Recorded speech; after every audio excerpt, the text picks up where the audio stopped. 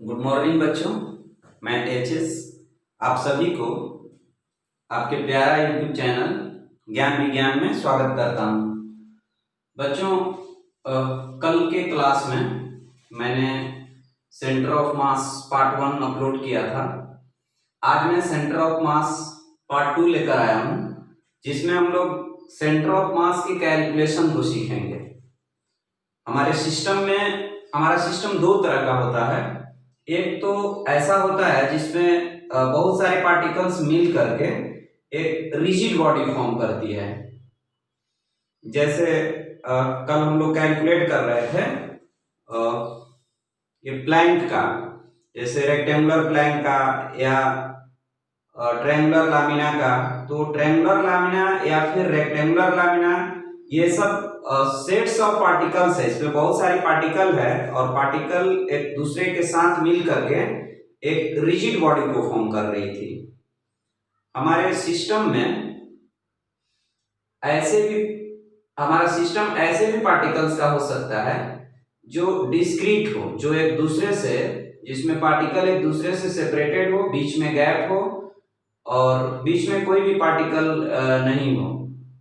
तो ऐसे सिस्टम को बोलते हैं सिस्टम ऑफ डिस्क्रीट पार्टिकल, जिसमें पार्टिकल अलग अलग होगा, है ना। तो इस तरह से हमारा सिस्टम दो तरह का होगा। एक तो ऐसा सिस्टम होगा जिसमें पार्टिकल एक दूसरे के साथ मिलकर के एक रिजिड बॉडी फॉर्म करेगी, और एक ऐसा सिस्टम होगा जिसमें पार्टिकल अलग अलग होगी।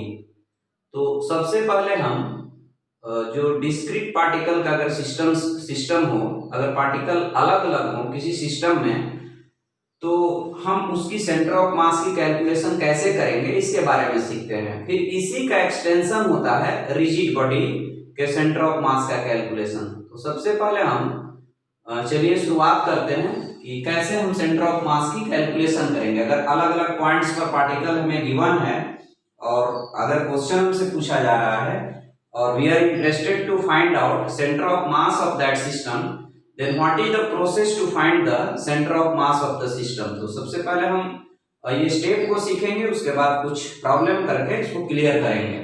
तो देखिए यहाँ पर मैंने एक सिस्टम लिया है। इस फिगर में मैंने एक सिस्टम लिया है जिसमें मैंने तीन पार्टिकल का ये सिस्टम है, तीन पार्टिकल को लिया है। फिगर में आप देख रहे होंगे यहाँ M1 पार्टिकल है जिसका कोऑर्डिनेट मैंने लिखा है, पहले मैं बता दे रहा हूं आपको। ये M1 पार्टिकल, M2 पार्टिकल और यहाँ M3 पार्टिकल है। अब सबसे पहले हमें क्या करना होता है, ये इस पार्टिकल का कोऑर्डिनेट असाइन करना होता है। हमें ये बताना होता है कि ये पार्टिकल खुद किस पोजीशन पर है, तब तो हम सेंटर ऑफ मास की पोजीशन बता पाएंगे। तो इसके लिए हमें क्या करना होगा, सबसे पहले कोऑर्डिनेट एक्सिस डिफाइन करके उसका ओरिजिन चूज करना होगा। और जो ओरिजिन जो है वो आर्बिट्रली चूजन किया जाता है। उसका चॉइस आप पर डिपेंड करता है कि आप ओरिजिन कहाँ चूज कर रहे हैं। इसको आगे आप प्रॉब्लम में समझेंगे। तो पहले हमें क्या करना होगा, स्टेप फर्स्ट में देखिए यहाँ लिखा हुआ है व्हाट टू डू। हमें क्या करना होगा, तो first we choose origin of a Cartesian coordinate system. सबसे पहले हमें कार्टेशियन कोऑर्डिनेट सिस्टम के लिए ओरिजिन चूज करते हैं। Now after then origin choose कर लेने के बाद, जैसे यहाँ M1 M2 M3 गिवन था, तो मैंने यहाँ ओरिजिन चूज कर लिया और ओरिजिन चूज करके इसका कोऑर्डिनेट x1 y1 लिखा, इसका x2 y2 लिखा, इसका x3 y3 लिखा। इसके बाद now assign coordinate to each of our particle of our system. हम अपने सिस्टम के सारे पार्टिकल्स का कोऑर्डिनेट असाइन कर लेते हैं with respect to origin of coordinate system. इसके बाद हमें ये फार्मूला अप्लाई करना है। M1 x1 मतलब पहला मास लेंगे उसका x कोऑर्डिनेट, दूसरा मास लेंगे उसका x कोऑर्डिनेट, तीसरा मास लेंगे और उसके x कोऑर्डिनेट का ऐसे मल्टीप्लाई करके सम कर देंगे। मतलब M1 पहला मास x1, M1 into x1 हो गया, फिर प्लस का साइन देना है M2 x2 M3 x3 और divided by M1 plus M2 plus M3 कर देंगे। मतलब पूरे मास से हम डिवाइड कर देंगे तो हमें सेंटर ऑफ मास का x कोऑर्डिनेट मिलेगा। हमें ये मालूम चलेगा कि सेंटर ऑफ मास का x कोऑर्डिनेट कहाँ है। इसके बाद सिमिलरली प्रोसेस y कोऑर्डिनेट को लेकर करना है। Similar process M1 y1 plus M2 y2 plus M3 y3 divided by M1 plus M2 plus M3 ऐसे करते जाना है। अगर हमारे सिस्टम में मोर देन 3 पार्टिकल्स हो, इससे भी ज्यादा पार्टिकल हो, तो सबके लिए यहाँ पर डॉट बना हुआ है, ऐड करते जाएंगे and after making calculation you can get value of x coordinate of center of mass as well as value of y coordinate of center of mass and finally आपका आंसर हो जाएगा COM equal to xcm plus ycm। तो चलिए इसको मिटाते हैं, pause करके लिख लेंगे तो बेटर होगा। बिल्कुल मैं सिस्टमैटिक तरीके से पढ़ा रहा हूँ, जैसे ऑफलाइन क्लासेस में पढ़ाई होती है वैसे मैं पढ़ा रहा हूँ। अगर आप इससे भी लर्न करना चाहेंगे तो टोटली ऑफलाइन क्लासेस जैसा ही है, तो आप पॉज करके लिखते चलिए। आप लिख लीजिए, इसके बाद मैं मिटा दे रहा हूँ। हेडिंग डालिए calculation of centre of mass and what to do, हमें क्या करना होगा, स्टेप इसका क्या होगा। तो first choose origin of a Cartesian coordinate system, आपको ओरिजिन चूज कर लेना है और उस ओरिजिन के रेफरेंस में हमारे सिस्टम में जो भी पार्टिकल्स होंगे वो सारे पार्टिकल का कोऑर्डिनेट असाइन कर लेना है एंड कोऑर्डिनेट असाइन करने के बाद आपको ये फार्मूला अप्लाई करना है m1x1 plus m2x2 plus m3x3 divided by m1 plus m2 plus m3 xcm हो जाएगा। Similarly ycm equal to m1y1 plus m2y2 plus m3y3 divided by m1 plus m2 plus m3 and so centre of mass का coordinate हो जाएगा जो आपका calculation से xcm और ycm मिलेगा, उसको COM equal to xcm ycm लिख करके एंड ब्रैकेट में क्लोज कर दीजिएगा। तो चलिए अब हम कुछ प्रॉब्लम करके कुछ एग्जांपल्स के थ्रू इसको सीखते हैं। मैं फिजिक्स में हमारा काम होता है कि जो भी हमने कॉन्सेप्ट सीखा उसको अप्लाई करना, application of our concepts on problems. तो मैं हमारा फोकस इस बात पर ही होगा कि हम कैसे अपने कॉन्सेप्ट्स को जो हमने सीखा उसको कैसे हम प्रॉब्लम में अप्लाई करेंगे। तो चलिए सबसे सिंपल सा एक एग्जांपल लेते हैं, सिर्फ दो पार्टिकल का एक सिस्टम लेते हैं और उसकी हम सेंटर ऑफ मास जो हमने स्टेप पढ़ा उसके बेसिस पर निकालने की कोशिश करते हैं। जैसे मान लो बेटा कि यहाँ पर आप लोगों को दो मास दिया हुआ है। एक मास मैंने अपने एग्जांपल में 4 kg लिया और यहाँ ले लीजिए 2 kg, ओके। और बीच की दूरी दे दी रहती है, यहाँ पर मान लो कि आपको मास A एंड मास B के बीच की दूरी 10 cm दिया हुआ है। तो सबसे पहला हमने हमारा काम किया है कि हम एक कोऑर्डिनेट सिस्टम डिफाइन करें, एक ओरिजिन डिफाइन करें और उस ओरिजिन के रिस्पेक्ट में इस दोनों पार्टिकल का, पार्टिकल A और पार्टिकल B का हम कोऑर्डिनेट लिखें।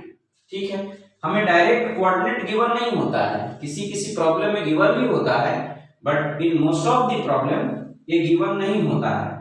तो वहां पर हमारी खुद की ड्यूटी बनती है कि हम ज्योमेट्री का एप्लीकेशन करके और कोऑर्डिनेट को लिखें।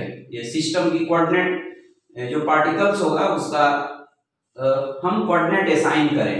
तो उसके लिए मैंने बोला था ना कि ओरिजिन आपके चॉइस पर डिपेंड करता है, इट इज टोटली आर्बिट्ररी, ये आपके चॉइस पर निर्भर करता है कि आप ओरिजिन कहाँ चूज करेंगे, ओके।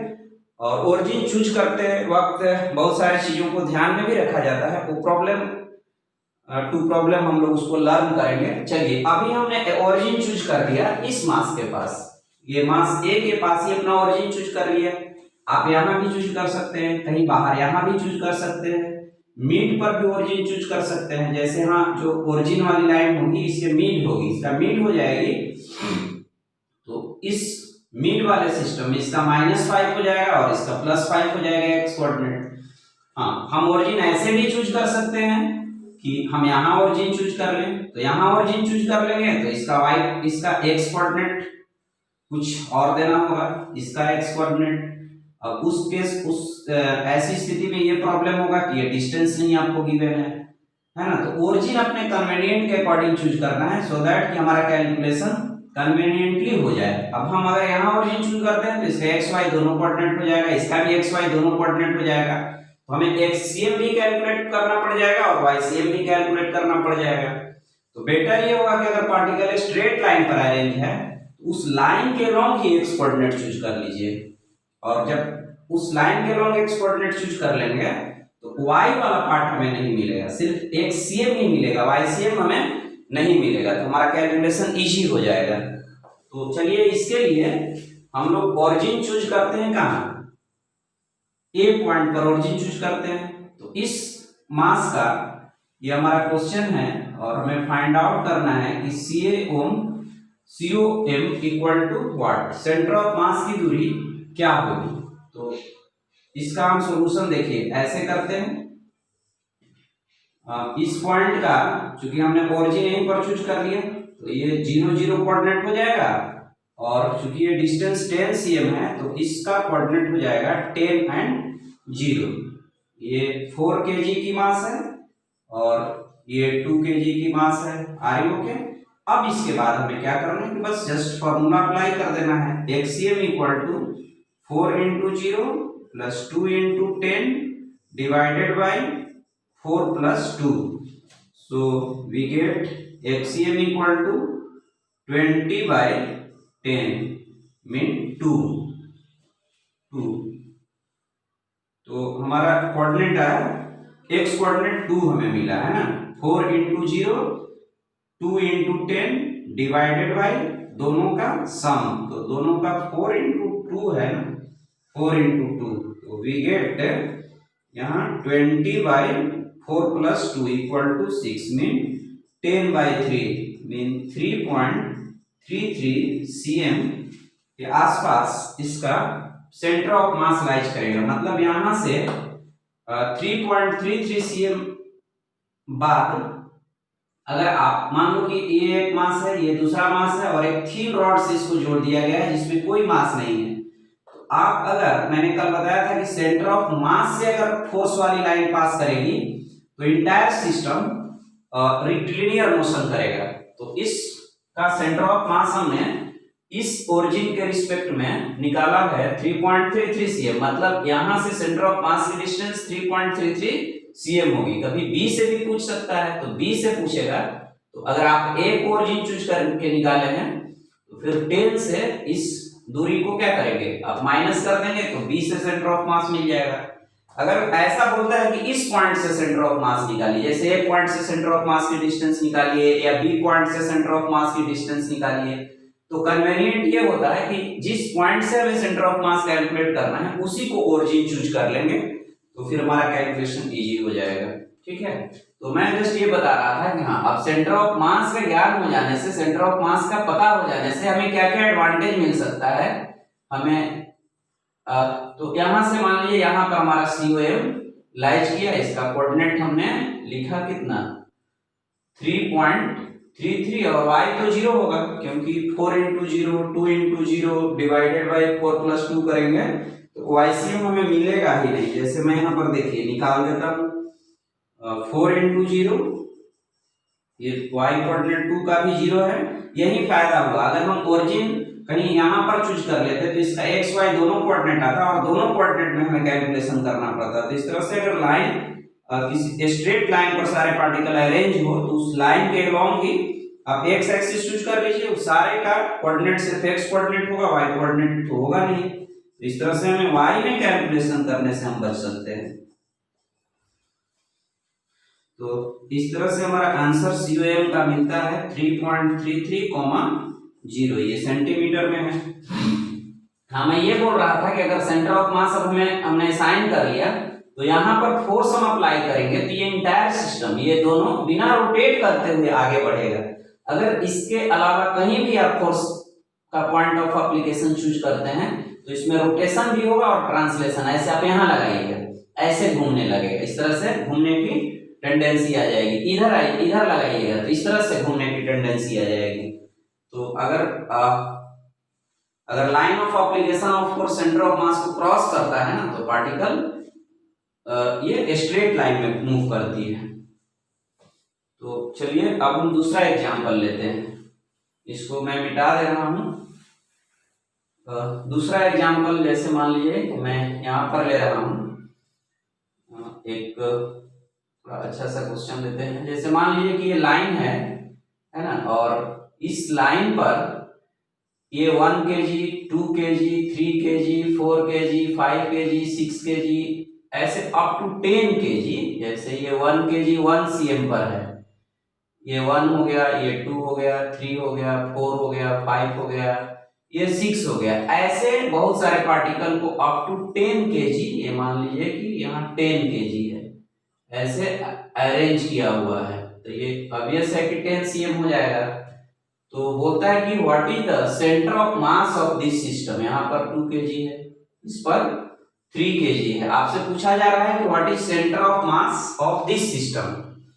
तो ऑब्वियस है, मैंने भी बोला कि जब एक ही लाइन पर पार्टिकल अरेंज है तो किसी एक के पास, या यहाँ पर ऐसे ओरिजिन अगर गिवन है पहले से ही कि ये ओरिजिन से 1 cm पर है, 2 cm 3 cm ऐसे है, तो हमें सेंटर ऑफ मास कैलकुलेट करना है। तो इस केस में तो हमें ओरिजिन भी डिफाइन नहीं करना है ना। अब हम क्या करेंगे, सभी का कोऑर्डिनेट मालूम है, इसका कोऑर्डिनेट इस ओरिजिन के रिस्पेक्ट में 1 0 हो जाएगा, इसका 2 0 हो जाएगा, इसका 2 0 हो जाएगा, यहाँ पर 3 0 हो जाएगा, फिर लास्ट में हमें 10 0 मिलेगा। अब इसके बाद में एक्सीएम निकालना है, तो एक्सीएम 1 into 1, फिर 2 into 2, क्योंकि 2 वाले का 2 कोऑर्डिनेट है, 3 वाले पार्टिकल का 3 कोऑर्डिनेट है। तो इस तरह से लास्ट में 10 into 10 हमें मिलेगा, एंड डाउन साइड में डिनोमिनेटर में 1 + 2 + 3 + up to 10 मिलेगा। तो we get axiom equal to 1 square 2 square 3 square up to 10 square जाएंगे, एंड नीचे 1 + 2 + 3 + 10 तक हमें जाना पड़ेगा। अब आप अगर प्रोग्रेशन चैप्टर पढ़े होंगे तो उसमें n नेचुरल नंबर का स्क्वायर का सम, जैसे 1 स्क्वायर 2 स्क्वायर 3 स्क्वायर 4 स्क्वायर, ऐसा अगर सम करना हो तो उसके लिए एक फॉर्मूला है। उस फॉर्मूला को मैं लिख दे रहा हूं कि 1 स्क्वायर 2 स्क्वायर 3 स्क्वायर, अगर आप नहीं जानते हो बेटा इसे लिख लेना। जैसे मान लो ये n स्क्वायर तक जा रहा है, तो इसको सम का इसका formula n into n + 1 2n + 1 upon 6 होता है। तो इस फॉर्मूला के अकॉर्डिंग जो हमारा ऊपर वाले का सम हम लिख सकते हैं, उसी तरह n नेचुरल नंबर का अगर सम करना होगा, ये फॉर्मूला नंबर 1 एंड ये फॉर्मूला नंबर 2। मेडिकल का प्रिपरेशन करने वाले बच्चे फॉर्मूला से अवेयर नहीं होते हैं तो प्लीज आप नोट कर लीजिएगा, 1 + 2 + 3 + n तक जाएंगे। तो ऐसा अगर सम करना होगा तो ये सम हम जिस फॉर्मूला से निकालते हैं वो होता है n into n + 1 अपॉन 2 हो जाता है। तो इस तरह से ये दोनों ही फॉर्मूला का इसमें एप्लीकेशन है। तो सो हमारा एक्सीएम हो जाएगा, इसको आप ब्रैकेट में रख सकते हैं, ये आपकी जरूरत का चीज है, तो इसको एज ए फॉर्मूला नोट कर लीजिए, ये एज ए फॉर्मूला आप नोट कर लीजिए। ओके, अब मैं अपने प्रॉब्लम को सॉल्व कर रहा हूं। तो वहां पर देखिए यहाँ n की जगह पर हम लोग इसमें 1 2 3 up to 10 गए हैं, तो एक्सीएम हो जाएगा, उसमें इस फॉर्मूला को अप्लाई करना पड़ेगा, n की जगह पर 10 लगाना पड़ेगा। तो 10 n + 1 की जगह पर 10 + 1 2n, तो 2 into 10 + 1 डिवाइडेड बाय इसमें n into n + 1, तो n की जगह पर 10 एंड n + 1 हो जाएगा 10 + 1 अपॉन 2, और यहाँ भी अपॉन 6 है ना, तो हम इसको बाय यहाँ पर 6 लिख दे रहे हैं, होल डिवाइडेड बाय ये 6 है। तो यहाँ कैलकुलेशन कीजिए तो 10 into 11 into 21 हो जाएगा, तो 10 into 11 into 21 और यहाँ 10 into 11 अपॉन 2, तो ये 6 नीचे आ जाएगा है ना, तो ये 10 हो जाएगा into 11 into 6, ये अपॉन 2 हो जाएगा। तो यहाँ से ये 5 टाइम्स में कैंसिल आउट हो रहा है, तो हमें एक्सीएम मिला 10 into 11 into 21 divided by 5 into 11 into 6। Again ये 2 टाइम्स में कट गया, 11 से 11 कट गया, 3 से 3 2 जा 6 एंड 3 7 जा 21, तो ये 7 हो गया, और देखिए 2 से 2 भी कट गया, मतलब सेंटर ऑफ मास की पोजीशन 7 cm होगा। 7 cm मतलब जो 7 kg की जो पार्टिकल है वहां से सेंटर ऑफ मास पास करेगा। तो इस प्रॉब्लम को भी आप लोग नोट कर लेंगे, ये थोड़ा अच्छा प्रॉब्लम है, मैथमेटिक्स का भी एप्लीकेशन है, कैलकुलेशन है। इसी तरह से जितने भी है, इसी तरह से ऐसे अरेंज करते जाएंगे जितने भी पार्टिकल को, एक ऐसा ही प्रोग्रेशन, एक ऐसा ही सीरीज मिलेगा, और फिर हम लोग उस फॉर्मूला को अप्लाई करके आंसर कर सकते हैं। ओके, तो चलिए आप पॉज करके थोड़ा लिख लीजिए और फिर इसके बाद मैं इसे मिटा करके नेक्स्ट क्वेश्चन से क्लियर करने का कोशिश कर रहा हूं। चलिए मैं मिटाता हूं इसे।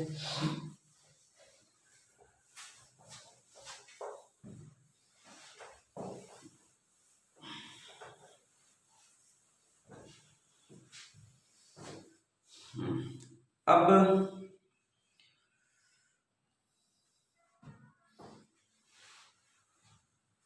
बच्चों अब हम ऐसे प्रॉब्लम को करें जिसमें एक्स वाई दोनों ही कोऑर्डिनेट लेना पड़े। एक क्वेश्चन आप लोग फिर लिखिए, ये एग्जांपल 3 हो गया आपका, एग्जांपल 1 और 2 उसको दीजिएगा। जैसे इस तरह से बोलता है, आप एससी वर्मा का शायद पहला नंबर क्वेश्चन भी ऐसा ही है कि एक ट्रायंगल दिया है जिसका साइड लेंथ गिवन है। जैसे मान लीजिए कि इसमें साइड लेंथ 10 cm गिवन है, 10 cm गिवन है। आपको इसको ऐसा करें कि √3 cm मैं अपने इस एग्जांपल में लेता हूं। आपको पता चलेगा क्यों मैं √3 cm लिया हूं। ये √3 cm इसका आप साइड लेंथ ले लीजिए, ओके, या फिर 3√3 लीजिए, 3√3 cm ले लीजिए, ठीक है। तो फिर कोई फायदा होगा क्या? चलिए ये √3 ही रखिए, ये √3 cm हो गया, ओके। और यहाँ पर 1 kg का मास गिवन है आपको, यहाँ पर 2 kg का मास गिवन है और यहाँ पर 3 kg का मास गिवन है। And you are asked for finding center of mass of this system। तो देखिए यहाँ भी वही प्रोसेस करना है। आपसे पूछा जा रहा है कि सेंटर ऑफ मास क्या है। कभी कभी ये भी पूछा जाएगा कि मान लीजिए ABC पॉइंट है तो बोला जाएगा कि A से सेंटर ऑफ मास की डिस्टेंस निकालिए। तो वैसे केस में हम A को ही ओरिजिन चूज कर लेंगे। जैसे इस प्रॉब्लम में भी मैं A को ओरिजिन चूज कर रहा हूँ। हाँ, एक और बात नोट करने की है बेटा कि अगर अलग अलग पॉइंट पर ओरिजिन चूज करके एक ही प्रॉब्लम को बनाओगे तो आपका आंसर डिफर करेगा, आपका आंसर अलग अलग आएगा, कोऑर्डिनेट अलग अलग आएगा, ओके। लेकिन सेंटर ऑफ मास वही स्पेशल पॉइंट होगा। जैसे आप सपोज कीजिए मैं क्या बोलना चाह रहा हूँ, जैसे मान लीजिए कि ये सर्कुलर डिस्क है, तो अगर आपसे पूछा जाए कि इसके सेंटर ऑफ मास का कोऑर्डिनेट क्या है, तो ये डिपेंड करता है कि आप किस ओरिजिन के रिस्पेक्ट में सेंटर ऑफ मास बोल रहे हैं। अगर आपने ओरिजिन यहीं पर चूज कर लिया है इसके सेंटर पर, तो आपका आंसर होगा 0 0 है। आपका फ्रेंड ने मान लो यहां पर ओरिजिन चूज कर लिया है, इस ए पॉइंट पर ओरिजिन चूज कर लिया है और इसका रेडियस 10 cm है। सपोज कि इसका रेडियस 10 cm है और यहाँ ओरिजिन चूज कर लिया है, तो ये जो सेंटर ऑफ मास है ये वाई एक्सिस पर लाइज करेगा। एक्स कोऑर्डिनेट इसका 0 हो जाएगा क्योंकि ओरिजिन तो यहाँ उन्होंने चूज किया है। एक्स में यहाँ पहुंचने के लिए कुछ नहीं चलना पड़ा, सिर्फ वाई में चलना पड़ा। वाई में कितना चलना पड़ेगा? रेडियस के इक्वल। तो एक्स कोऑर्डिनेट 0 और वाई कोऑर्डिनेट उसका 10 देगा। उसी तरह से सपोज कीजिए कि किसी ने यहाँ पर ओरिजिन चूज कर लिया, तो इस ओरिजिन में इसका सिर्फ एक्स कोऑर्डिनेट हो जाएगा क्योंकि ये अगर एक्स एक्सिस है तो यहाँ पहुंचने के लिए सिर्फ एक्स में उसे 10 चलना है। ये एक्स एक्सिस है तो इसका वाई कोऑर्डिनेट नहीं होगा। तो इस तरह से अलग अलग ओरिजिन के रिस्पेक्ट में एक ही पॉइंट का सेंटर ऑफ मास वही पॉइंट होगा, बट कोऑर्डिनेट की वैल्यू चेंज कर जाएगा। तो आपसे क्वेश्चन भी कभी कभी ऑब्जेक्टिव में पूछा जाता है कि what will be effect of centre of mass when origin of coordinate system is change. तो I think you have got that point कि our answer will be there will be no change in center of mass. Center of mass is very special point for a given body, for a given particle distribution। हाँ, उसकी coordinate change कर जाएगा, उसकी coordinate answer में बदल जाएगा but point वही रहेगा। हाँ, अगर ऐसा पूछा है कि ओरिजिन चेंज करेंगे तो सेंटर ऑफ मास की कोऑर्डिनेट चेंज करेगा कि नहीं करेगा, तो certainly your answer will be कि मे चेंज कर सकता है ना। तो चलिए आप समझ गए कि ओरिजिन के अलग अलग ओरिजिन के रिस्पेक्ट में हमारा आंसर अलग अलग होगा। कोई बच्चा यहाँ ओरिजिन चूज करके बना दिया प्रॉब्लम, कोई यहाँ चूज करके बना दिया, कोई यहाँ चूज करके बना दिया, तो सबका आंसर डिफर करेगा। तो उसके लिए वरीड नहीं होना है। इस चैप्टर में अलग अलग ओरिजिन के रिस्पेक्ट में आपका आंसर अलग अलग भी मिल सकते हैं। चलिए मैंने ए को ओरिजिन लिया, ए को ओरिजिन लेने से क्या फायदा होगा कि इसका दोनों कोऑर्डिनेट 0 हो जाएगा। तो कम से कम इसके मास और कोऑर्डिनेट का मल्टीप्लिकेशन तो 0 हो जाएगा, तो हमें सम आसान हो जाएगा। ये √3 cm है तो ये √3 cm x में आए, तो यहाँ √3 और y तो है नहीं इसका, तो 0 हो जाएगा। ये एक्स एक्सिस मैंने इधर की ओर ले लिया है, ये एक्स एक्सिस हो गया और ये हो गया बेटा क्या, वाई एक्सिस हो गया। हाँ, अब इस वाले पॉइंट का कोऑर्डिनेट हमें देना है, इस मास का, मास 3 kg वाले मास का हमें कोऑर्डिनेट देना है।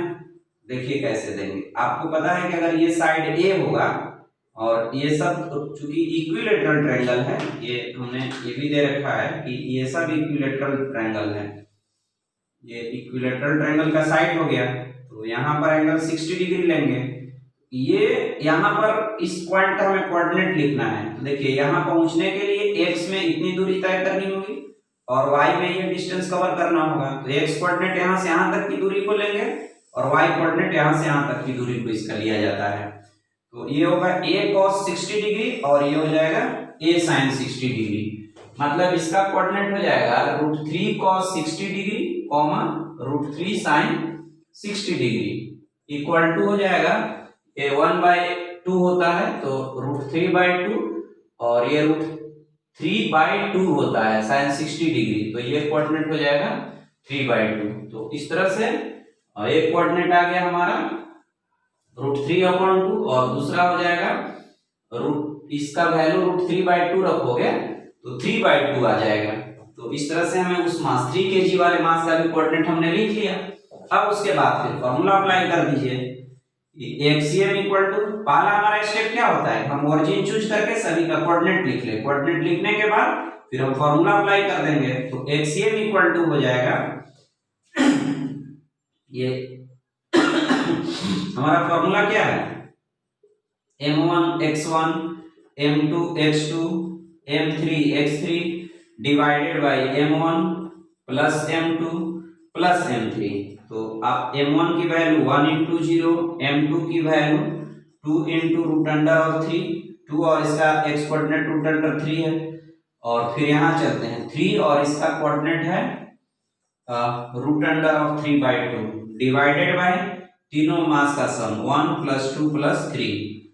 तो ये 3√3/2 होगा, ये 2√3 होगा, इधर आएगा ये तो 4√3 एंड 3√3। तो मैं समझता हूं कि ऊपर 7√3/2 और ये आपका 6 हो जाएगा। तो 7√3/6 × 2 12 हो जाएगा। तो एक्सीएम हो जाएगा 7√3/12 हो गया। उसी तरह से फिर हम वाईसीएम निकालते हैं। तो चलिए यहाँ पर मैं लिख दे रहा हूँ कि एक्सीएम का वैल्यू हमें मिला है 7√3/12 मिला है। सिमिलरली वाईसीएम निकालना है तो इसको y कर लीजिए, इसको y कर लीजिए, इसको y कर लीजिए, इसको y कर लीजिए, ओके।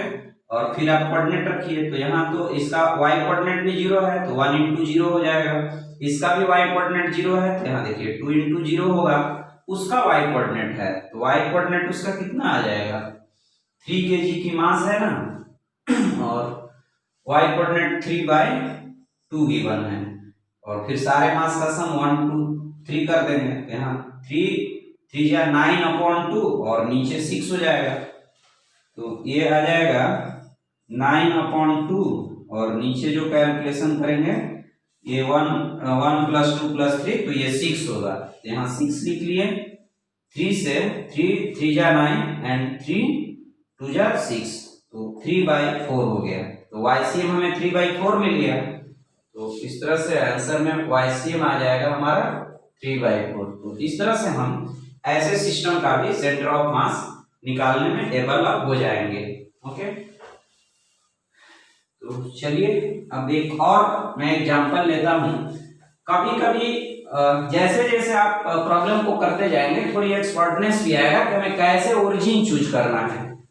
एक मैं एग्जांपल ले रहा हूं, देखिए इसमें advantage of cancellation due to symmetry use हम कर सकते हैं। जैसे मान लो आपने एक पहले दूसरा प्रॉब्लम जिसमें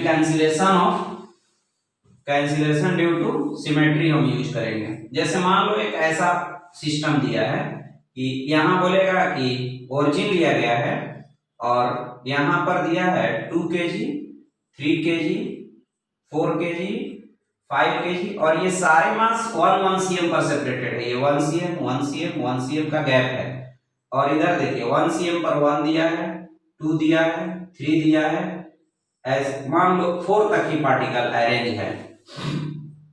1 2 3 4 ये मास मैं लिखा हूं, और डिस्टेंस तो सबके बीच का 1 cm है ही। ये सब मास है। ये 1 kg है, 2 kg है जो यहाँ पर रखा हुआ है, ये 3 kg है, ये 4 kg है ना। तो इसमें हम लोग एडवांटेज लेने वाले हैं कैंसिलेशन ड्यू टू सिमेट्री का।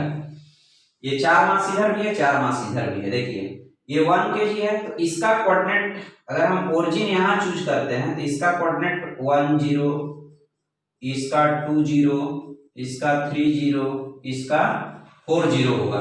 इसका कोऑर्डिनेट हम लिखेंगे तो -1 0, -2 0, -3 0, -4 0 होगा। ओके, अब देखिए अब हम हमारा कैलकुलेशन कैसे होगा। अगर हम एलसीएम लिखना चाहें तो 2 × 1, और इधर देखिए 1 × -1 है ना। तो ये इस दोनों को जब एक साथ हम करेंगे तो 2 - 1 × 1 आ जाएगा। मतलब कि ये मास में से 1 माइनस करना पड़ेगा, फिर इसका भी वैसे ही होगा, 2 × 3 × 2 होगा, और इधर 2 × -2 होगा।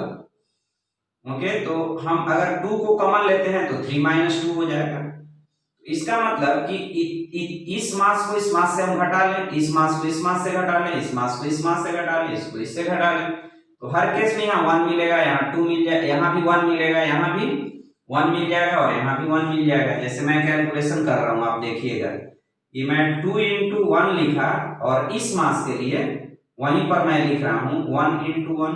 इसको एक साथ थोड़ा रखिए, फिर वहां 3 × 2, और इस मास के लिए लिखिएगा -2 × 2, इसको एक साथ रख लीजिए, प्लस 4 हो जाएगा ना, इधर 4 × 3 -3 × 3, और फिर 5 × 4 -4 × 4, एंड नीचे तो सभी के मास का सम करना होगा। ये 1 2 3 4 तक इस साइड में है, और इस साइड में 2 + 3 + 4 + 5 है। ठीक है, देखिए मैं ये बोल रहा था कि इस 1 को इस 2 से माइनस कर लीजिए, क्योंकि अगर यहाँ 1 1 होता तो फिर सेंटर ऑफ मास 0 हो जाता। माइनस करने से क्या हो जाएगा कि कैलकुलेशन इजी हो जाएगा। हम पहले ही क्या करेंगे, ये इसको कंपनसेट करेगा, ये इसको करेगा, ये वाला इसको करेगा, और ये कर लेगा इसको। मतलब यहाँ पर इफेक्टिव मास 1 लिखना है, यहाँ पर इफेक्टिव मास 3 और 2, तो यहाँ भी 1 लिखना है, यहाँ भी इफेक्टिव मास 1 लिखना है, यहाँ भी इफेक्टिव मास 1 लिखना है, और 1 × डायरेक्ट 1 × 1, फिर 1 × 2, 1 × 3, फिर 1 × 4 करके हम प्रॉब्लम को सॉल्व कर सकते थे। ये ऐसे कैलकुलेशन में ना जाकर अगर हमें सिमेट्री का आइडिया लग गया तो हमारा देखिए आंसर हो जाएगा xcm = क्योंकि ये मास इसको कंपनसेट किया है, सिमेट्रिकल अपोजिट पॉइंट्स है ना। जैसे इस पॉइंट से जितनी दूरी इसकी है उतनी ही दूरी इसकी है, तो हमें मिल रहा है। ऐसे कैलकुलेशन करने से ही हमें लर्न हुआ, और यहाँ से हम एक आइडिया निकाले कि ऐसा आएगा तो 1 को कॉमन लेकर 2 - 1 कर सकते थे, 2 को कॉमन लेकर यहाँ 3 - 2 कर सकते थे, 3 - 2 कर दिए, फिर हम यहाँ भी 3 को कॉमन लेकर के 4 - 3 कर सकते थे, 4 से 3 को माइनस कर सकते थे।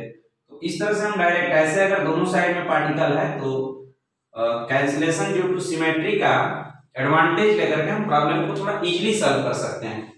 कहीं कहीं ये बहुत बेनिफिशियल भी हो जाता है। तो चलिए मैं उसका एप्लीकेशन कर रहा हूँ। यहाँ 2 है और उतना ही डिस्टेंस पर 1 है, तो 2 से 1 को माइनस कर लिए तो यहाँ पर 1 बच गया। अब 1 को 1 से मल्टीप्लाई कर लिए, प्लस यहाँ 2 है उतना ही डिस्टेंस पर इधर भी 2 है। ओके, तो यहाँ पर 3 है और उतना ही डिस्टेंस पर इधर 2 है, तो यहाँ भी मास का डिफरेंस 1 इंटू इसका कोऑर्डिनेट हो जाएगा 2, फिर यहाँ पर 4 है उतना ही डिस्टेंस पर 3 है, तो यहाँ भी 1 इंटू 3 हो जाएगा, फिर 5 है 4 है तो यहाँ भी 1 इंटू कितना हो जाएगा, ये डिस्टेंस 4 हो जाएगा, और डिवाइडेड बाय फिर ये पूरा का समेशन। तो पूरा का समेशन भी टेक्निकली आप फाइंड आउट कर सकते हैं, 2 3 4 2 3 4 2 3 4, और ये पहला वाला और ये लास्ट वाला। तो 2 3 4 दो बार है ना। ऐसे ही इस प्रॉब्लम में तो सीधे भी आप जोड़ सकते हैं, 1 2 ये 3 हो गया, 3 3 6 हो गया, और 6 और 4 10 हो गया, और यहाँ पर 10 और ये 14 हो गया। तो 10 और 14 कितना हो जाएगा, 24 हो जाएगा, मतलब मास का समेशन 24 आ गया।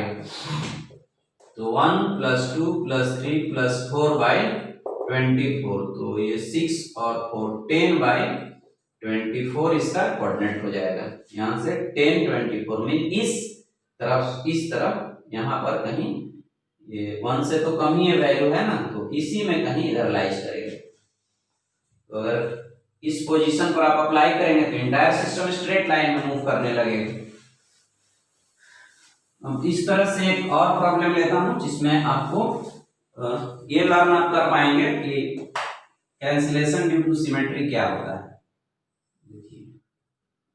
जैसे मान लीजिए कि ये 2 है और ये 4 है, यहाँ पर 4 है, यहाँ पर 4 है, यहाँ पर ओरिजिन यहाँ भी चूज करके आप बना सकते हैं प्रॉब्लम को। मान लो ये साइड लेंथ सब 10 cm दिया है और ये आपका स्क्वायर का साइड है, तो आप यहाँ भी ओरिजिन लेंगे तो इजीली प्रॉब्लम सॉल्व होगा, थोड़ी कैलकुलेशन ज्यादा जाएगा। यहाँ पर 0 0 ले लेंगे, यहाँ पर 10 0 कोऑर्डिनेट हो जाएगा, क्योंकि यहाँ आने में 10 x में चले और y में 0 चलना होगा, फिर यहाँ पहुंचने के लिए 10 लेना होगा, फिर यहाँ के लिए x 0 बट y 10 लेना होगा। ऐसे कोऑर्डिनेट लिख करके फिर 2 × 0 4 × 10 फिर 4 × 10 फिर 4 × 0 डिवाइडेड बाय टोटल मास कर देंगे तो एक्सीएम मिल जाएगा।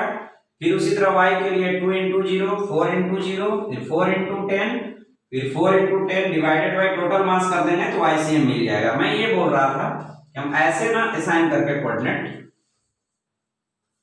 अगर ऐसे किया जाए कि ये स्क्वायर है तो पता है कि डायगोनल एक दूसरे को परपेंडिकुलरली बाइसेक्ट करते होंगे, तो इसी को आप एक्स एक्सिस ले लो और इसको y ले लो, यहाँ पर ऑरिजिन ले लो, है ना। ऑरिजिन ले लिया आपने, तो ये देखिए ये 4 है ये 4 है, तो दोनों अपोजिट में है, सेम डिस्टेंस पर है। अगर 10 है तो ये 10√2 आने से ये डिस्टेंस जो यहाँ से यहाँ तक की दूरी होगी 5√2 होगी, और ये भी 5√2 हो जाएगी। आपको समझ में आ रही है बच्चों? ठीक है, तो 5√2 हो जाएगी डिस्टेंस। तो अब हम अगर इसको x एक्सिस चूज किए तो ये y एक्सिस हमारा होगा, है ना। तो y एक्सिस पर या इसी को x एक्सिस चूज कर लेते हैं, इसको y एक्सिस चूज कर लिए, वो डिपेंड करता है आप लोग कैसे चूज करते हैं। तो इसको हमने x एक्सिस चूज किया, तो इस मास का जितना x कोऑर्डिनेट हम क्या लिखेंगे 5√2 लिखेंगे, और इसका 5 - 5√2 लिखेंगे। तो ये दोनों आपस में कैंसिल करेगा जब हम मास से मल्टीप्लाई करेंगे। तो हमने जो सिमेट्री यूज किया था वो कैसे किया था, 4 से यहाँ 4 को माइनस कर लेंगे, इक्वली डिस्टेंस है अपोजिट साइड में, तो ऐसे 4 से 4 को माइनस कर देंगे तो ये दोनों न्यूट्रल हो गया, मतलब इसका कुछ एप्लीकेशन नहीं है। अब यहाँ देखिए यहाँ 2 है और यहाँ 4 है, ये 2 है इक्वली डिस्टेंस पर इधर है, ये दोनों सेंटर से इक्वल डिस्टेंस पर है बट अपोजिट साइड में, तो हम इसको भी न्यूट्रलाइज कर देंगे, हम इसको भी न्यूट्रलाइज कर देंगे। और क्या करेंगे कि यहाँ पर 4 है और ये डिस्टेंस कितना है 5√2 है, तो हम यहाँ पर 2 मान लेंगे, क्योंकि ये 4 से 2 को माइनस कर दिए, तो ऊपर का कैलकुलेशन बिल्कुल इजी हो गया। हमारा आंसर हो जाएगा 0 + 0 + 0, ये सबके लिए 0 यूज कर दिए, या डायरेक्ट कैंसिलेशन करने के बाद यहाँ पर इक्विवेलेंट 2 बचा, इक्विवेलेंट मास 2 बचा या इफेक्टिव मास 2 बचा, 2 को 5√2 से मल्टीप्लाई किए, लेकिन हाँ यहाँ डिनोमिनेटर में सारा मास होना चाहिए, तो 2 + 4 + 4 + 4 आपका ये YCM आएगा, XCM तो 0 हो गया है ना, इसका तो y कोऑर्डिनेट होगा जो हमने ओरिजिन लिया है, उस जो कोऑर्डिनेट सिस्टम लिया है उस कोऑर्डिनेट सिस्टम में, तो YCM हो जाएगा 10√2 4 4 4, ये 12 हो गया, 12 to 14 हो गया। तो इस तरह से सेंटर ऑफ मास का x कोऑर्डिनेट 0 मिल जाएगा, y कोऑर्डिनेट 10√2/14 मिल जाएगा with respect to origin chosen at intersection point of diagonal. अगर यहां से हम निकालते हैं तो कभी कभी ऐसा पूछ देता है कि इस स्क्वायर के सेंटर से ही सेंटर ऑफ मास की दूरी क्या होगी, तो उस केस में अगर आप थोड़ी कैंसिलेशन ड्यू टू सिमेट्री का यूज करते हैं तो प्रॉब्लम कन्वीनियंटली सॉल्व हो जाता है। और जगह भी इसका यूज होते होते फिर आप फेमिलियर हो जाओगे कि इसका यूज हम कैसे करते हैं। ठीक है, इसके लिए वरीड होने की कोई जरूरत ही नहीं है।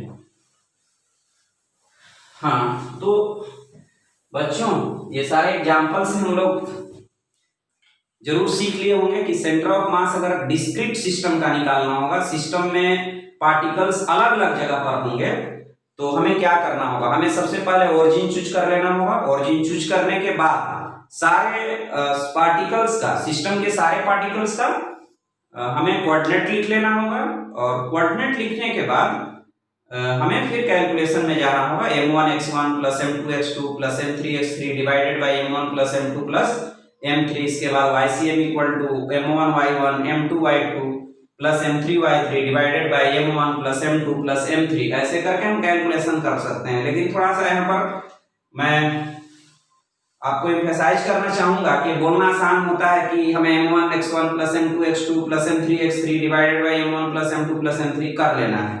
ठीक है, ये टीचर तो बोल देते हैं क्लास में, हम लोग भी अपने ऑफलाइन क्लासेस में से बोल देते थे, लेकिन बच्चों को प्रॉब्लम कहाँ होता था, वहीं कोऑर्डिनेट हम ओरिजिन कहाँ चूज करें थे। तो मैंने कोशिश की आपको समझाने का कि ओरिजिन हमें किस हिसाब से चूज करना है।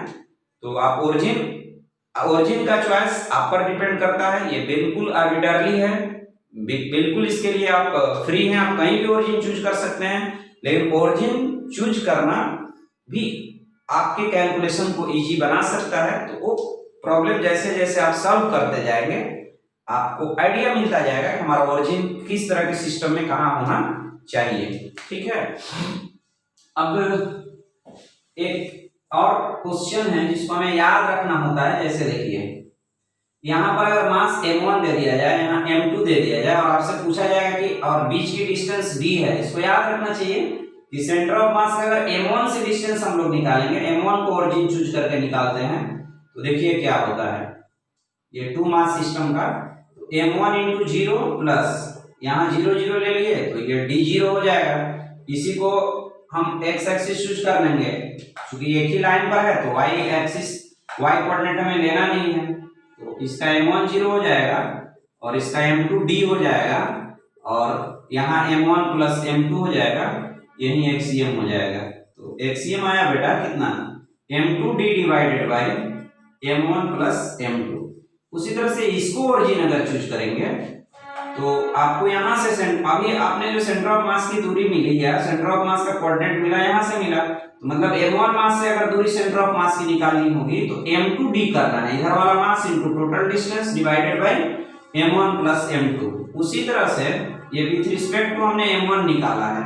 सिमिलरली अगर हम m2 को ओरिजिन चूज कर रहे हैं तो ये 0 0 हो जाएगा। अगर मान लो आप m2 को ओरिजिन चूज करते हो, यहाँ पर m2 हो गया और यहाँ पर m1 हो गया और यहाँ d हो गया। या फिर हम ऐसे भी बोल सकते हैं कि अगर m2 से हमें दूरी चाहिए होगा तो हम क्या करेंगे, ये पूरा डिस्टेंस d है और इधर से सेंटर ऑफ मास की हमें दूरी मिल गई है। ये कितनी मिली है इधर से, जो कोऑर्डिनेट है इसको मैं एक्सीएम बोलता हूँ, इसका कोऑर्डिनेट आ गया m2d divided by m1 plus m2 मिल गया। हमें अब m2 मास से दूरी चाहिए तो एक्सीएम का distance with respect to m2 चाहिए, तो d से जो ये वाली दूरी है वो माइनस करना पड़ेगा, ये हमारा आंसर होगा। तो d minus we will get d minus m2d divided by m1 plus m2. Okay, so after calculation you will get m1d plus m2d minus m2d divided by m1 plus m2, ये दोनों cancel हुआ और answer हुआ m1d divided by m1 plus m2। तो इस तरह से हम लोग देख रहे हैं कि अगर दो मास सिस्टम दे दिया जाए, इसकी कहीं कहीं जरूरत पड़ जाती है, इसलिए मैं थोड़ा एम्फसाइज कर रहा हूं कि m1 से डिस्टेंस पूछेगा तो m2d divided by m1 plus m2 कर लेंगे, और अगर m2 से डिस्टेंस पूछेगा तो m1d divided by m1 plus m2 कर लेंगे। तो आप इस दोनों को नोट कर लीजिए, इस का आंसर आपको बिल्कुल आना चाहिए, है ना। m1 से दूरी तो m2d divided by m1 plus m2, m2 से डिस्टेंस तो m1d divided by m1 plus m2, ऐसे हम लोग कर लेंगे।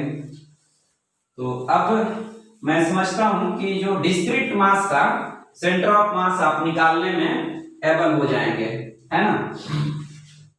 एबल हो जाएंगे। अब हम कुछ क्वेश्चन करते हैं, है ना, कुछ क्वेश्चन, या फिर हम आगे पढ़ते हैं। देखिए, एक आप नेक्स्ट हेडिंग लिखिए, centre of mass, centre of mass of system of system, centre of mass of system of systems. आप ऐसे इसको बोल सकते हैं कि centre of mass for system of different bodies. आप इस तरह से भी इसको बोल सकते हैं कि centre of mass of system of different bodies. Okay, तो जैसे मान लीजिए, पहले समझिए कि ये क्या है। जैसे मान लो कि तुमको बेटा दिया हुआ है एक ऐसे डिस्क, मान लो दिया हुआ है, और यहाँ पर कोई रेक्टेंगुलर प्लेट दिया हुआ है, और बोला जाता है आपसे कि इस सिस्टम का सेंटर ऑफ मास कहाँ लाइज करेगा। तो देखिए, इसमें ऑलरेडी कुछ पार्टिकल्स है, बहुत सारी पार्टिकल्स है एक्चुअली, तो ऑलरेडी कुछ पार्टिकल्स है, इसमें भी बहुत सारे पार्टिकल्स हैं। तो ये खुद पार्टिकल का एक सिस्टम है, और ये भी एक पार्टिकल, बहुत सारे पार्टिकल्स का सिस्टम है। तो this is system of system, this is already a system of different particles, this is already a system of different particles. You can name this disk by A and this plate by B. Okay, so it is already system of different particle, it is already system of different particle. तो हमें इसका अगर centre of mass की coordinate लिखना होगा दोनों के system को, तो हम क्या करेंगे, हम पूरे मास को इसके सेंटर पर कॉन्सेंट्रेट कर लेंगे, इसके पूरे मास को सेंटर पर कॉन्सेंट्रेट करेंगे। जैसे मान लो इस कैलकुलेशन में के लिए इसका मास m है और इसका भी मास m है, और हम लोग ओरिजिन चूज कर रहे हैं इसके सेंटर को, तो हमने यहाँ भी मास m रख लिया, और इसका सेंटर तो यहाँ से, चूंकि ये स्क्वायर है, इसका a लेंथ देता हूं, और इसका भी डायमीटर a है, तो यहाँ पर जाएगा, है ना, तो यहाँ पर भी एक m मास है। बस इंटायर मास को दोनों के सेंटर पर रख लीजिए, सेंटर ऑफ मास पर रख लीजिए, और आपका कैलकुलेशन हो जाएगा इसका मास, ये इंटायर डिस्क का मास, और ओरिजिन से इसके सेंटर ऑफ मास का डिस्टेंस। तो ओरिजिन हमने यहीं पर ले रखा है, इसके सेंटर पर ही ओरिजिन ले रखा है, तो ओरिजिन के रिस्पेक्ट में इसके सेंटर ऑफ मास का कोऑर्डिनेट 0 0 हो गया, और इसके सेंटर ऑफ मास का कोऑर्डिनेट देखिए, ये a/2 हो गया और ये a/2 हो जाएगा, है ना। पूरी दूरी a है, तो यहां से यहां तक की दूरी a/2, और यहां से यहां तक की भी दूरी a/2 होगी, क्योंकि यहां डायमीटर a है, तो इसका कोऑर्डिनेट हो गया a0। अब इस दोनों, ये जो दोनों सिस्टम था, ये दोनों सिस्टम का जो सिस्टम था सिंपली ऐसे कन्वर्ट हो गया, एक यहाँ पर पॉइंट मास हो गया और एक यहाँ पर पॉइंट मास हो गया, ये 0 0 हो गया, और ये इसका कोऑर्डिनेट a0, यहाँ भी m है और यहाँ भी m है, और फिर आप सिंपली कैलकुलेशन कर सकते हैं कि m0 plus m into a divided by m plus m, तो ma divided by 2m, m से m कैंसिल, और a/2 आपका आंसर हो गया।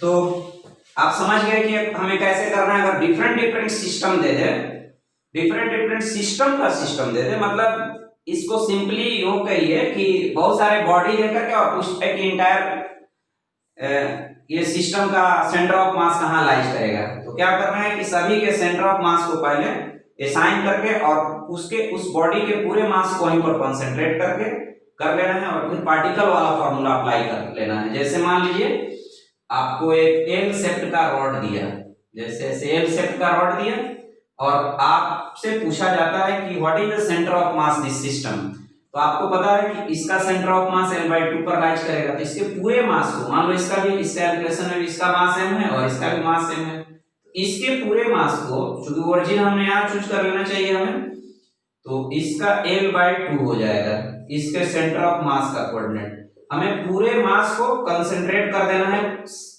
उसके सेंटर ऑफ मास पर। इस रॉड का सेंटर ऑफ मास यहाँ, इसका भी यहाँ हो जाएगा, इसका कोऑर्डिनेट अगर आप लिखोगे तो 0 और L/2 आ जाएगा। अब उसके बाद इस ओरिजिन के रिस्पेक्ट में सेंटर ऑफ मास की कोऑर्डिनेट बतानी है, तो सिंपल हमारा क्वेश्चन हो गया, यहाँ पर एक मास कॉन्सेंट्रेटेड है और यहाँ पर ये मास कॉन्सेंट्रेटेड है, इसका कोऑर्डिनेट 0 और L/2 गिवन है, और इसका L/2 एंड 0 है, यहाँ भी m मास है, यहाँ भी m मास है, और तब आप फॉर्मूला लगा दीजिए। जैसे यहाँ मैं लगा रहा हूँ HCm इक्वल टू इसका मास इंटू L/2, सेकेंड का mass m into 0 divided by 2m, तो we will get L/4। Similarly YCm हमें निकालना होगा, तो m into 0 m into L/2 divided by 2m, we will get L/4 again. तो इस तरह से L/4 x में एंड L/4 y में इधर कहीं सेंटर ऑफ मास इस सिस्टम का लाइज करेगा। यहाँ पर L/2 इधर, L/2 इधर, मतलब यहाँ सेंटर ऑफ मास ऐसे लाइज करेगा। यहाँ पर सेंटर ऑफ मास इसका कोऑर्डिनेट L/4, L/4 हो जाएगा। तो centre of mass of system आप समझ गए होंगे कि हमारा फॉर्मूला क्या बनने वाला है। क्या बनाएंगे बेटा बताओ तो, m1 इंटू x1cm पहला मास और उसके सेंटर ऑफ मास का कोऑर्डिनेट दूसरा मास, और फिर उसके सेंटर ऑफ मास का कोऑर्डिनेट हम लोग लिखेंगे। तो centre of mass of system के लिए फॉर्मूला होगा HCm equal to m1 x1 क्या सेंटर ऑफ मास, पहला बॉडी का फर्स्ट बॉडी का टोटल मास और उसके सेंटर ऑफ मास का x कोऑर्डिनेट, फिर सेकेंड बॉडी का पूरा मास और फिर उसके सेंटर ऑफ मास का पूरा कोऑर्डिनेट डिवाइडेड बाय, इसी तरह और भी बॉडी हो, जैसे मान लो एक थर्ड बॉडी भी है तो m3 यहां करेंगे, यहां m3 करेंगे and x3cm divided by m1 plus m2 plus m3 कर लेंगे। सिमिलरली फॉर y कोऑर्डिनेट भी m1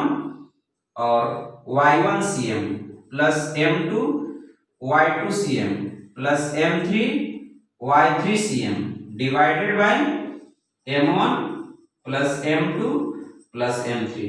तो इस तरह से जो मैंने ऊपर कैलकुलेशन किया था, ये प्लेट दे दिया, एक रेक्टेंगुलर एक स्क्वायर प्लेट था और एक डिस्क था, बोलता है कि सिस्टम का सेंटर ऑफ मास क्या होगा, आपका क्वेश्चन था।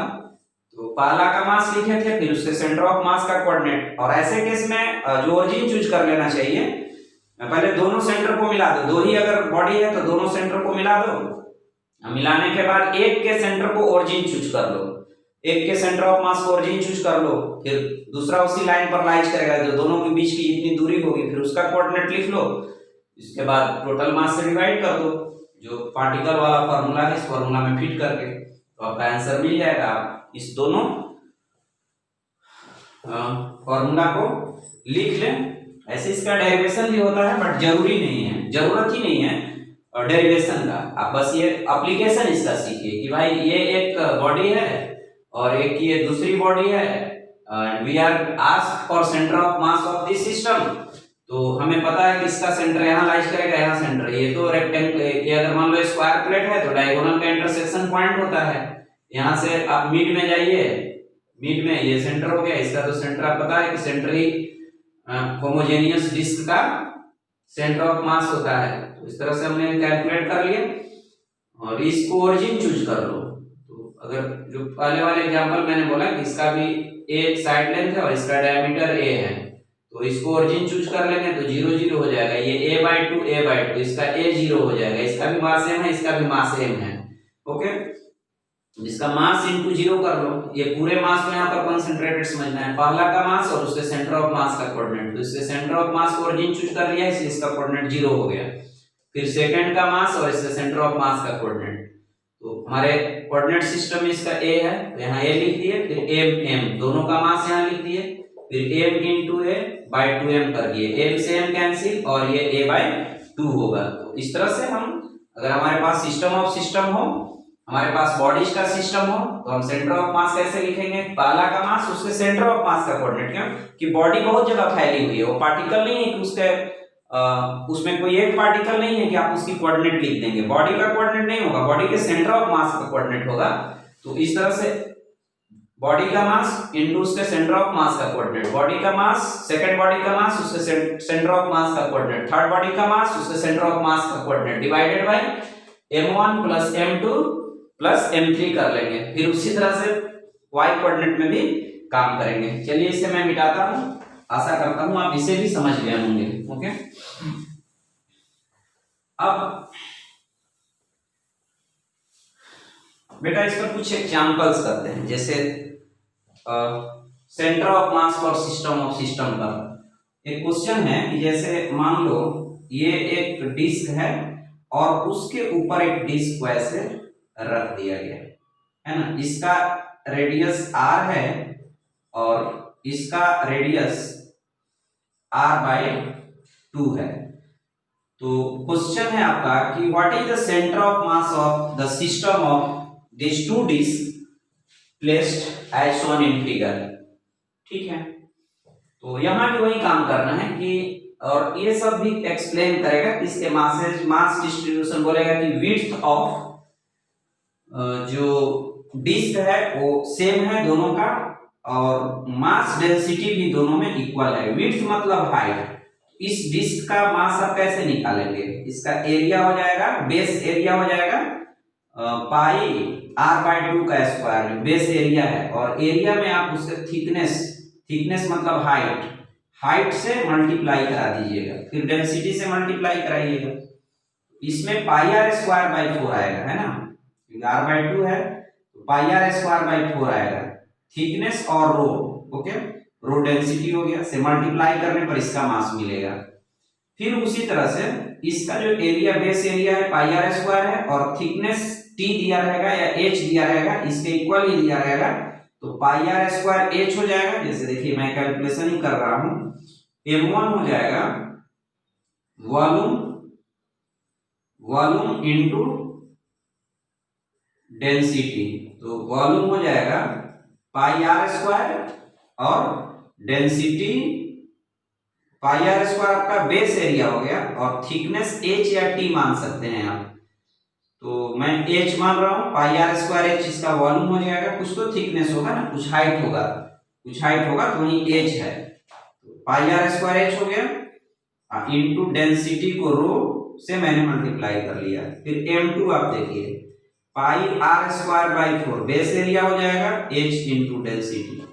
तो जब थिकनेस और डेंसिटी सेम देगा तो एरिया वाइज ही आप मास एज्यूम कर सकते हैं। इसको अगर हम m मानते हैं तो हमारा ये वैल्यू हो जाएगा m/4, तो हम रेडियस देख करके उसकी एरिया देख करके, क्योंकि थिकनेस और डेंसिटी इक्वल है तो वो दोनों पार्ट तो सेम है, तो हम मास का डिस्ट्रीब्यूशन एरिया वाइज भी एज्यूम कर सकते हैं कि इसका मास नीचे वाले का डिस्क का मास m है तो इसका m/4 है। तो वो इस तरह से हमारा एज्यूमेशन करेंगे तो थोड़ी कैलकुलेशन इजी हो जाएगा। अब we are asked for centre of mass of this system, तो मैंने यहाँ पर ओरिजिन लिया, ओके, तो बड़े वाले डिस्क का जो सेंटर है ओरिजिन पर लाइज कर गया और इसका जो सेंटर ऑफ मास है यहां से यहां तक की दूरी r/2 हो जाएगी और y कोऑर्डिनेट तो 0 हो जाएगा, दो ही रहे तो y कोऑर्डिनेट लेना ही नहीं है, उसी लाइन को, दोनों के सेंटर को जोड़ने वाली लाइन को ही x एक्सिस एज्यूम कर लेना है। जैसे मैंने यहाँ पर एज्यूम कर लिया, इसके बाद फॉर्मूला लगाना है xm इक्वल टू बड़े वाले का मास m0, जो छोटा डिस्क है इसका mass m/4 into coordinate r/2 divided by m plus m/4, तो we get FCM equal to mr/8 और यहाँ पर हो जाएगा आपका 5m/4 से 2 टाइम्स में ये कैंसिल होगा, m से m कैंसिल हो गया, तो r/10 हमारा आंसर हुआ। YCM तो 0 हो जाएगा, तो इसलिए सेंटर ऑफ मास का कोऑर्डिनेट r/16 एंड 0 हो गए, मतलब r/ कितना, सॉरी 10 ना, r/10 हो जाएगा, r/10 एंड 0, मतलब r/2 यहां से यहां तक की दूरी है तो इधर कहीं लाइज करेगा, यहां पर थोड़ा सेंटर से r/10 डिस्टेंस पर सेंटर ऑफ मास लाइज करेगा। अगर यहां से कोई लाइन पास कराकर फोर्स लगाएंगे तो ये सीधे मोशन करेगा विदाउट रोटेटिंग, ठीक है। तो अब चलिए, अब इसी पर बेस्ड एक क्वेश्चन होता है, centre of mass of rest part if some part is cut from a given geometry, center of mass of rest part if some part is cut from a given geometry, तो उसको भी सीखते हैं, वो भी centre of mass for system of system का ही problem है। तो इसको आप लिखेंगे कि centre of mass of rest part, centre of mass of rest part when some part some part is cut from a given geometry, from a given geometry, एक certain geometry से, geometrical set की object से कुछ force cut, कुछ मास cut कर दिया जाए, तो आपसे पूछता है कि रेस्ट का सेंटर ऑफ मास कहाँ लाइज करेगा। ओके, जैसे मैं एग्जांपल देता हूँ। एग्जांपल से पहले समझते हैं हमें कैसे प्रोसेस करना होगा। जैसे ये मान लो डिस्क है और वो यहाँ से कुछ पार्ट कट कर दिया गया, ऐसे बहुत सारे बुक्स में प्रॉब्लम दिया हुआ है। जैसे मान लो इसका रेडियस r है और r/2 रेडियस का डिस्क हमने कट, या इसका 2r है और r रेडियस का एक डिस्क ऐसे पेरिफेरी को टच करते हुए हमने कट कर दिया। तो कट करने के बाद ऐसा मिलेगा, इधर वाले पार्ट में मास रहेगा। ओके, कट करने के बाद इधर मास रहेगा और इस वाला पार्ट में कोई मास नहीं है। मतलब इस तरह का एक हमें ज्योमेट्री दिया हुआ है और बोलता है कि what is the centre of mass of the rest part. तो चलिए, सबसे पहले हमें क्या करना होगा कि हमें समझना ये होगा कि जो इंटायर डिस्क था ये दो सिस्टम का एक सिस्टम है, एक रेस्ट वाले का और एक कट वाले का। ये कट वाला और रेस्ट वाला मिल करके इंटायर सिस्टम को फॉर्म किया है, ऐसा हमें मान लेना है।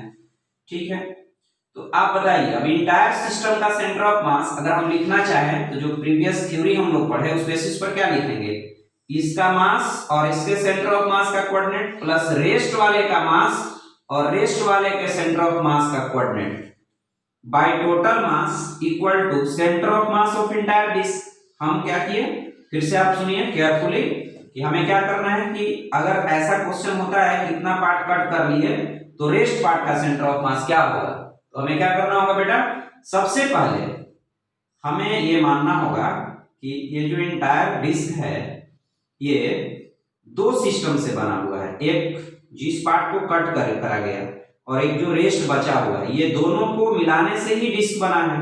तो first we assume entire disc as a system of two system, one the disk which is cut out and another the disk which present after cutting the disk।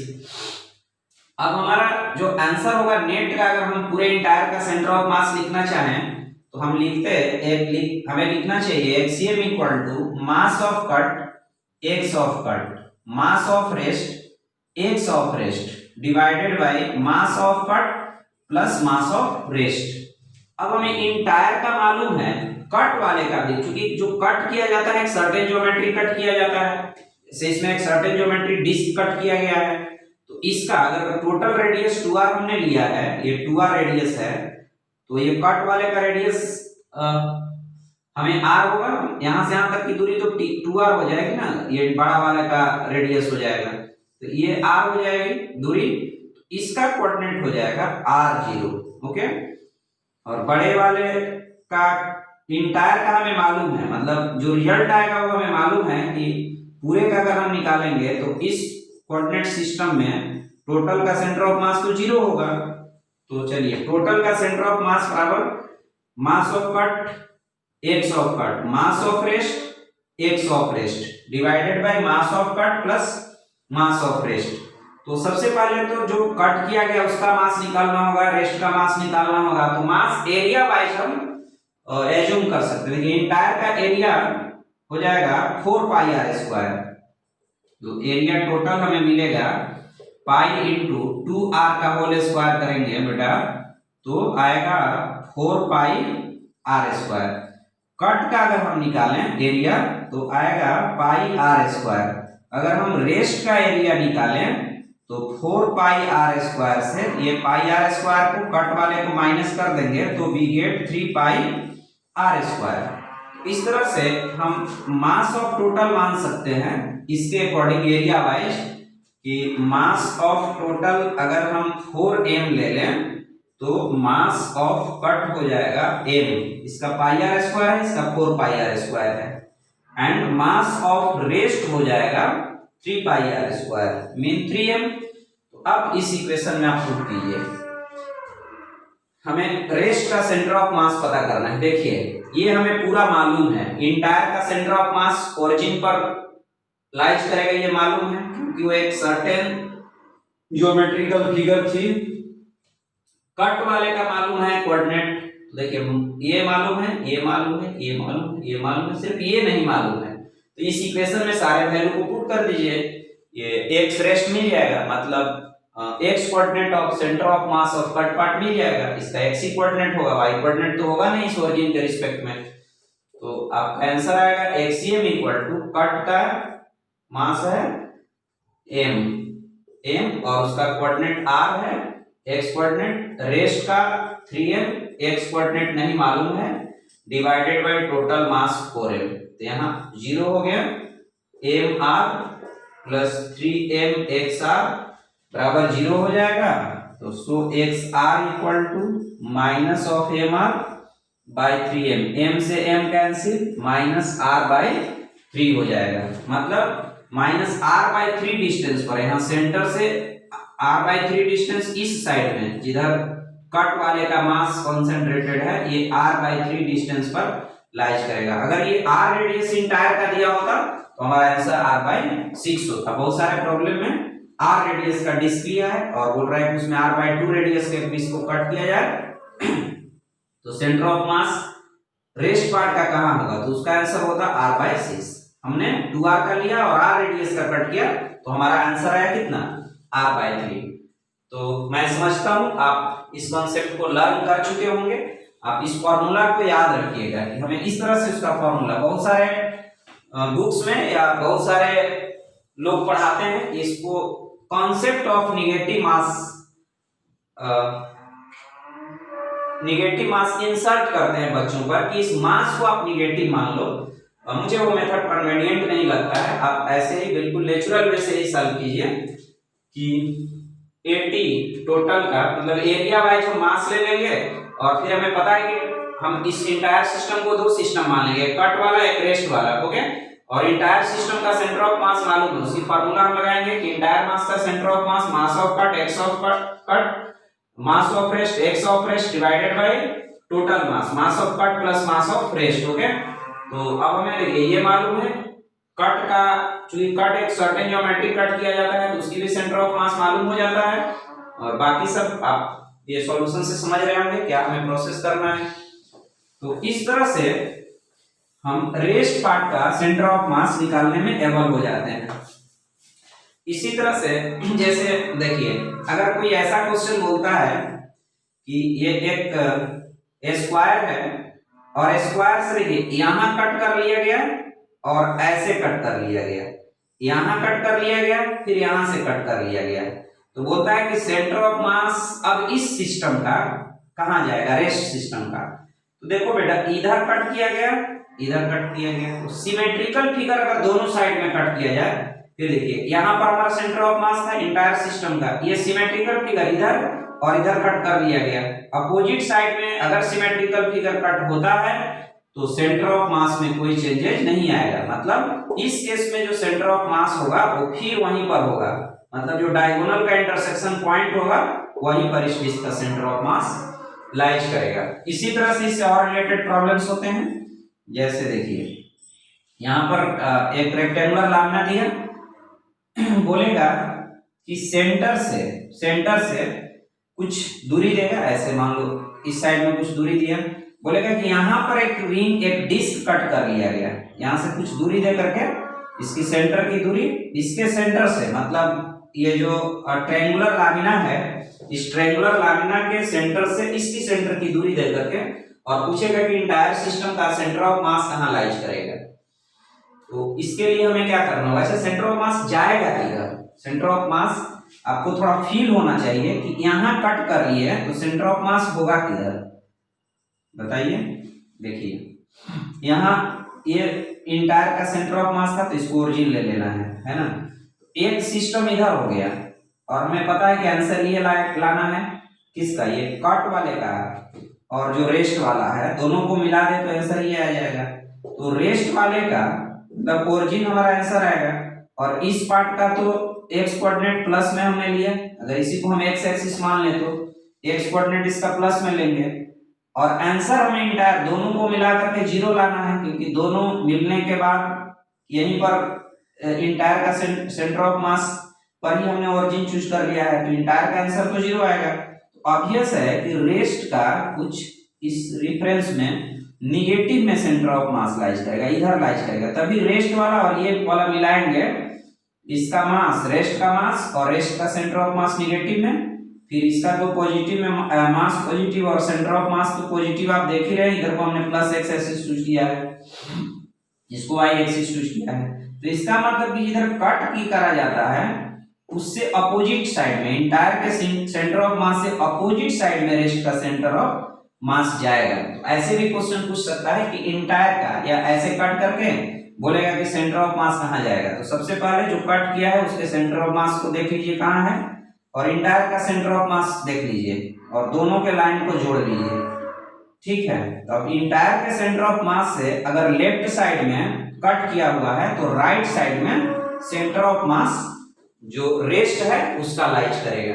तो इस तरह के भी प्रॉब्लम मिलेंगे आपको। जैसे मान लीजिए कि ऐसा क्वेश्चन देता है कि ये मान लो है ना, ऐसा है, तो बोलता है कि एक डिस्क यहाँ कट किया गया x डिस्टेंस पर, और x डिस्टेंस पर x डिस्क यहाँ कट करा गया, और सेम ज्योमेट्री का और एक यहाँ कट करा गया। तो बोलेगा कभी इंटायर का सेंटर ऑफ मास कहाँ लाइज करेगा। तो कैंसिलेशन मेथड से ये और ये कुछ भी सेंटर ऑफ मास में चेंज नहीं कराएंगे, मतलब यही रह जाएगा। तो अब देखिए इसका तो सेंटर ऑफ मास पॉजिटिव में है, अगर हमने इसको पॉजिटिव एक्स एक्सिस चूज कर लिया तो अब रेस्ट में इस दोनों के को इग्नोर कर लेंगे, सिर्फ रेस्ट, मतलब ये दोनों कंपनसेट करा लेता है एक दूसरे को, तो इधर लाइज करेगा।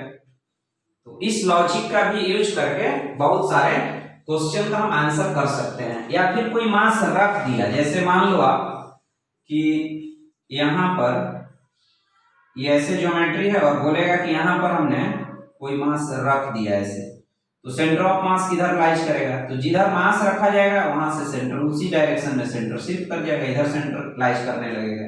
ये मास कोई रख दिया तो कोई कट कर लिया तो इसका अपोजिट साइड में जाएगा। तो ये सब लॉजिक का भी एप्लीकेशन करके हम बहुत सारे क्वेश्चंस का आंसर देते हैं जो कट वाले कॉन्सेप्ट्स का होता है।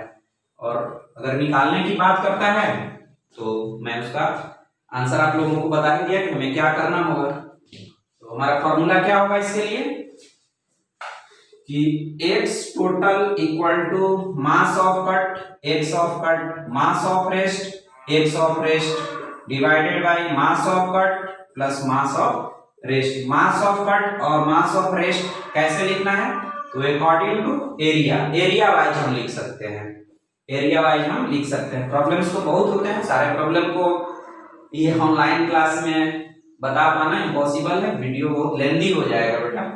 तो आज के क्लास में हम लोग इतना ही रहने देते हैं, और फिर कल मैं सेंटर ऑफ मास पार्ट 1 तो अपलोड हो चुका है, आज centre of mass part 2 upload मैं कर रहा हूं।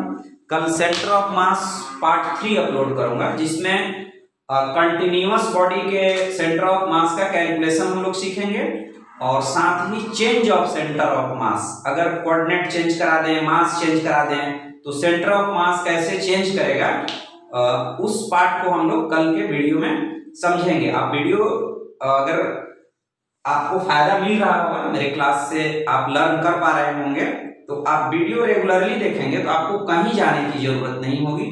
और जब कल थर्ड पार्ट जब अपलोड हो जाएगा तो मैं HC वर्मा के सारे प्रॉब्लम को एक वीडियो में डिस्कस करूंगा, तो उससे आपका प्रॉब्लम भी बनते चला जाएगा, है ना।